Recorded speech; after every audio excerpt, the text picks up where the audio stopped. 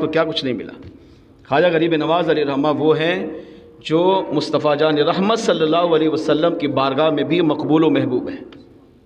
آپ خود فرماتے ہیں کہ جب میں نے علم دین کی تعلیم مکمل کی اور مرشد کو تلاش بھی کر لیا، مرشد نے رب تک بھی پہنچا دیا، رب کو جانا بھی پہچانا بھی، انبیاء کو جانا بھی پہچانا بھی، شریعت کو جانا بھی شریعت کو پہچانا بھی، ہر طرح کی تکمیل کی۔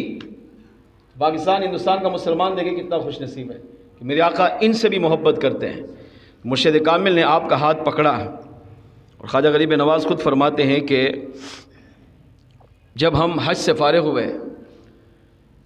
تو مرشد نے فرمایا کہ بیٹا حسن اب چلو، ہم تمہیں ان کی بارگاہ میں لے کر جاتے ہیں کہ جن کی بارگاہ میں ہر مسلمان حاضری دینے کے لیے ترستا ہے، اور ولی جب ان کی بارگاہ میں آتا ہے تو میرے آقا صلی اللہ علیہ وسلم اس ولی کی ڈیوٹی، اس کی ذمہ داری خود لگاتے ہیں۔ ہمارا کام تجھے حضور تک پہنچانا ہے، یہی مرشد کا کام ہے کہ آپ مرشد کامل کا دامن پکڑیں، مرشد کامل آپ کو کہاں پہنچائے گا؟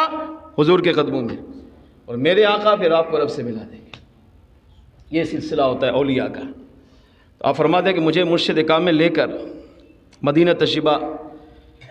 تشریف لائے۔ اب وہ کیا انداز تھا، کیا محبت تھی،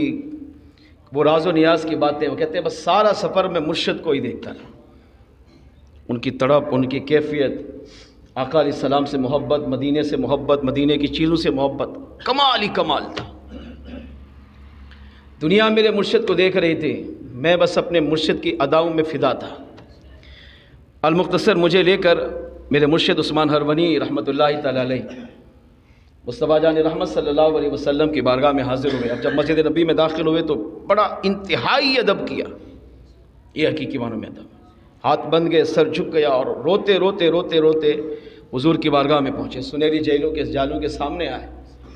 اور صرف اتنا عرض کیا، یا رسول اللہ صلی اللہ علیہ وسلم،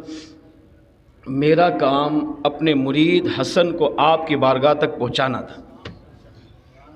اب اس کی تقدیر بدلنا، اس کی زندگی سنوارنا، اس کی ڈیوٹی لگانا، اس کو اور مناقب مراتب طے کروانا، آقا علیہ السلام یہ آپ بہتر جانتے ہیں۔ میرا جو کام تھا وہ میں نے کیا ہے،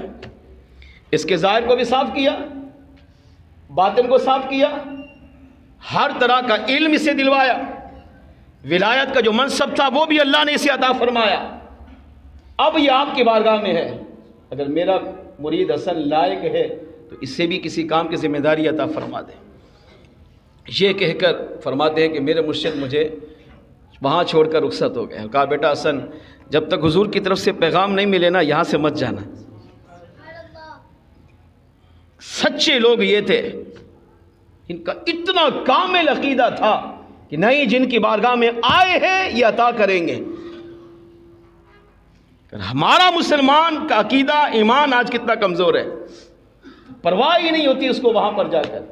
سیلفیاں لے رہا ہے، ویڈیو بنا رہا ہے، تصویریں کھینچ رہا ہے، روزے کی طرف پیٹھ ہو رہی ہے، پرواہ ہی نہیں ہے اس کو، چپلے پہن کے وہاں پر گھوم رہے ہیں، گپے مار رہے ہیں، باتیں کر رہے ہیں، پرواہ ہی نہیں ہے، یہ بھی نہیں سوچتے کہ کتنی بڑی بارگاہ میں ہم حاضر ہیں۔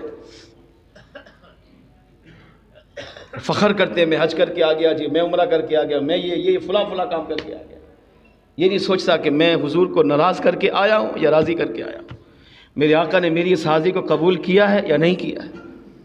اس پر اگر انسان مسلمان غور کرے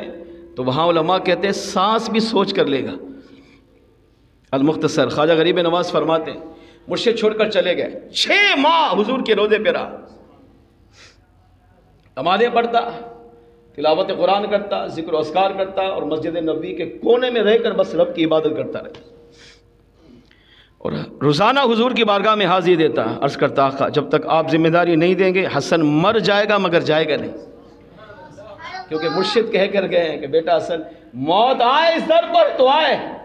مگر جب تک حضور تمہیں خود ڈیوٹی نہ دیں، کام کی ذمہ داری نہ دیں، یہاں سے مت جانا۔ اب بھوک بھی آئی، پیاس کے دن بھی آئیں، تکلیفیں بھی آئیں، مشقتیں بھی آئیں، پریشانیاں بھی آئیں، کئی کام آئے، رکاوٹیں بہت ساری بنی، مگر ساری رکاوٹوں کو میں نے دور کیا، اور کہا موت آئے گی یا حضور علیہ السلام خود مجھ سے کلام فرمائیں گے اور مجھے اپنی ذمہ داری ڈیوٹی پر مالا مال فرمائیں گے۔ فرماتے 6 ماہ گزرے، ایک دن میرے آقا صلی اللہ تعالیٰ علیہ وآلہ وسلم نے مجھ پر کرم فرمایا، اور میں رات کو عبادت کرتے کرتے کرتے آنکھ لگ گئی، سویا، سر کی آنکھ بند ہوئی، دل کی آنکھ کھلی، کیا دیکھتا ہوں کہ وہی آقا جن کے در پر پڑا ہوا تھا، فرمایا وہی آقا میرے خواب میں تشریف لائے۔ میرے آقا صلی اللہ تعالیٰ علیہ وآلہ وسلم نے ارشاد فرمایا جس کا مفہوم، بیٹا حسن تم ہمارے معین الدین ہو۔ نام کیا ہے؟ حسن، اور لقب کس نے دیا؟ میرے آقا نے، معین الدین، دین کی مدد کرنے والا۔ تم ہمارے معین الدین ہو، دین کی مدد کرنے والے ہو۔ ابھی مدد کی نہیں، ابھی تو فارغ ہوئے ہیں، ابھی تو ڈیوٹی نہیں ملی، ذمہ داری نہیں ملی، کہاں جانا ہے، کیا کرنا ہے نہیں پتا، مگر آقا علیہ السلام نے فرمایا تم حسن ہو مگر ہمارے معین الدین ہو، دین کی مدد کرنے والے ہو۔ میرا مدینہ چھوڑو، ہندوستان جائیے اور وہاں جا کر کفر کو مٹائیے اور میرے دین اسلام کو روشن کیجیے۔ خواجہ غریب نواز فرماتے ہیں کہ آقا علیہ السلام یہ فرما کر چلے گئے، جب صبح بیدار ہوا میں حضور کے روضے پر آیا، روضے پر حاضر ہو کر میں نے عرض کیا یا رسول اللہ صلی اللہ علیہ وسلم آپ کا فرمان سر آنکھوں پر ہے مگر میرا دل مدینے کو چھوڑنے کا نہیں چاہتا۔ 6 ماہ ظاہر ہے ایک بندہ روضے رسول کے سامنے دن رات بیٹھا ہوا ہو، حضور کی بارگاہ میں باتیں کر رہا ہو، جانور اگر دیکھے تو اس کو اتنا پیار ہو جاتا ہے، اور مسلمان سنی مومن عاشق رسول ہو اور اللہ کا ولی ہو، حضور کی بارگاہ میں مقبول ہو، اس کو حضور سے کتنا پیار ہوگا۔ اس کیا کہا میرا دل نہیں چاہ رہا، دل نہیں کہتا میں مدینہ چھوڑوں، دل یہ کہتا ہے مدینہ چھوڑوں گا مر جاؤں گا۔ آپ فرماتے کہ سرکار کا خواب یاد آتا، بیٹا حسن مدینہ چھوڑو، اجمیر جاؤ، ہندوستان جاؤ، وہاں جا کر دین کی خدمت کرو، مگر محبت، عشق، تڑپ یہ بے قرار کر دیتے۔ سارا دن روتے ہوئے گزاری، رات کو سویا، پھر میرے آقا خواب میں دوبارہ تشریف لائے، مجھے معراج عطا فرمائے، فرمایا بیٹا حسن تم میرے معین الدین ہو، میں تمہیں حکم دے رہا ہوں ہندوستان جاؤ، وہاں کفر شرک بڑھ چکا ہے، تم وہاں جاؤ گے، اللہ تمہارے ذریعے ہندوستان سے کفر شرک کو مٹا کر میرے دین اسلام کو ترقی اور عروج عطا فرمائے گا، تمہارے ذریعے اسلام کا نور وہاں روشن ہوگا۔ آپ فرماتے ہیں صبح بیدار ہوا، پھر حضور کی بارگاہ میں روتے روتے حاضر ہو کر عرض کیا آقا آپ کا حکم اپنی جگہ، معین الدین جانے کے لیے تیار ہے مگر دل، عشق، محبت مجھے بے قرار کر رہی ہے، اگر آپ کے مدینے سے گیا تو انتقال ہو جائے گا۔ فرماتے 30 رات سویا، پھر 30 رات میرے آقا خواب میں تشریف لائے۔ اب دیکھیں حضور امتی سے کتنی محبت کر رہے ہیں، کیوں؟ کیونکہ یہ مرید اپنے مرشد کی بارگاہ میں مقبول و محبوب ہو چکا تھا، تو میرے آقا علیہ السلام نے بھی اسے اپنی بارگاہ میں مقبول و محبوب بنا لیا۔ فرمایا بیٹا حسن میں تمہیں امام الانبیاء حکم دیتا ہوں، ہندوستان جاؤ، اجمیر جاؤ، دین اسلام کا کام کرو،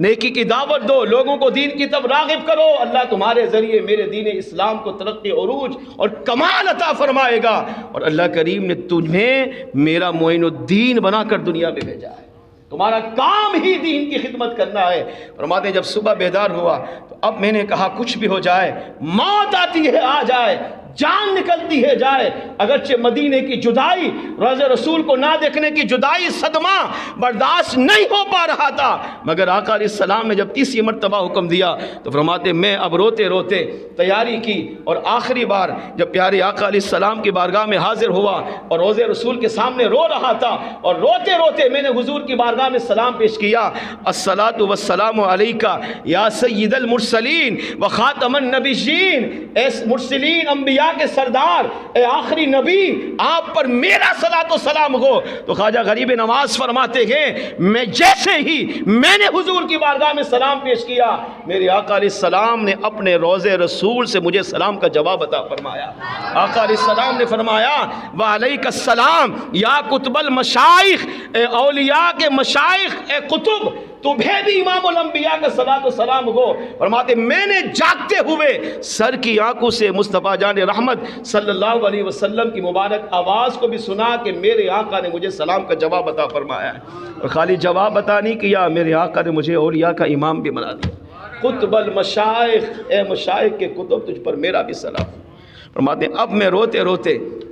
हुजूर की बारगाह से लौटा और हुजूर के हुक्म पर हिंदुस्तान आया, अजमेर आया। यहाँ पर आकर मैंने दीन इस्लाम की खिदमत की और इसके नतीजे में हुजूर ने भेजा था 90 साल की मुख्तसर उम्र में अल्लाह करीम ने मुझे ये कमाल अता किया है कि 90 लाख से ज़्यादा गैर मुस्लिमों को अल्लाह करीम ने मेरे सदक़े इस्लाम का नूर अता फरमा दिया है।